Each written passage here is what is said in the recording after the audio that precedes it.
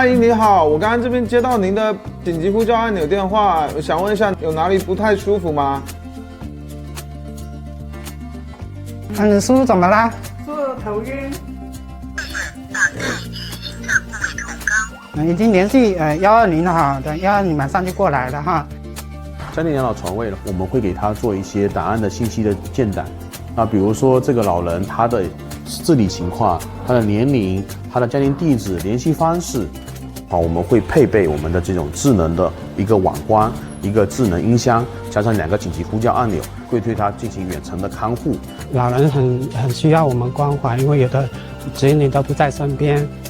感觉看到我们都很亲切，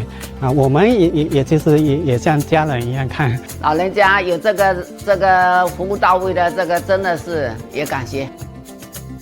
他们需要的是陪伴、关心、交友、精神上的交流，以及老人家他对现在数字化的产品也是很感兴趣的。像我们也有开设数字化，比如智能手机的培训班，那这些都是为了帮助老人家跟上时代的步伐，享受现在科技进步的美好。